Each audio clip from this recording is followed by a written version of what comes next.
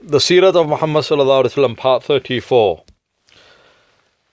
So the answer to the question yesterday, in the last recording, I mentioned an irhas that took place before Rasulullah sallallahu alaihi wasallam was born, an irhas that I've already mentioned.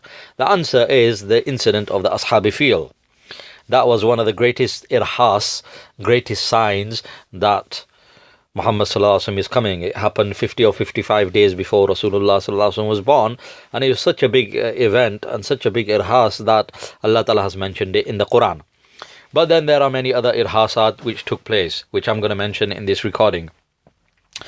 And that is that the night preceding the birth of Rasulullah sallallahu alaihi wasallam, the night before Rasulullah sallallahu alaihi wasallam was born, the Persian emperor, who was known as a Kisra, in English we call him the Khosrow, he was the leader of the Sasani Empire. His empire stretched from Iraq right up to Syria. And then on the other side we had the Roman Empire. So this Persian emperor, the Kisra, he lived in this palace. Now the night before Rasulullah sallallahu alaihi wasallam was born, the whole of the palace shook. The rest of the country didn't shake. It wasn't as if the whole country was hit by an earthquake. It was just that the palace shook. And the palace had many minarets, many towers. And 14 of those minarets fell down because of the shaking, and they collapsed. And there was a lake within the Persian Empire called Bahira Sawa, the Sawa Lake. All of a sudden, overnight, this lake just dried up. And another irhas was that in this empire, because the Persians were Zoroastrians, they used to worship the fire. And in order to worship this fire, one of the things that they had was that they had a temple in which they had a fire burning. And this fire had been burning for 1,000 years.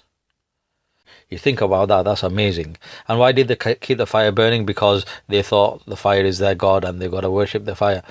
So it's amazing that they, if you ever light a fire and try to keep the fire burning for a whole day, that's hard enough, let alone for a whole week or a whole month or a whole decade. This is 1,000 years fire which kept on burning, never went out.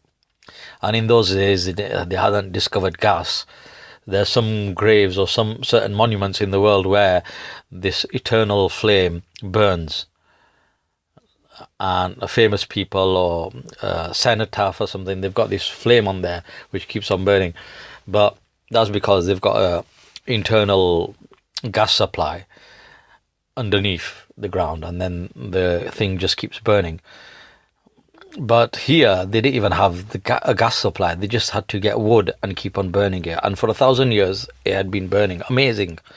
And yet, the night preceding the birth of Rasulullah sallallahu alaihi wasallam, all of a sudden, that fire just went out. Allahu Akbar. What is all that? That is Allah. Who's doing all of this? Allah. This should strengthen our iman. This whole series should strengthen our iman in Allah and our love for Rasulullah sallallahu alaihi wasallam. And there's a kitab called Umdatul Qari, which is a commentary on Bukhari Sharif, written by Allama Aini Rahmatullahi, and it's in many volumes.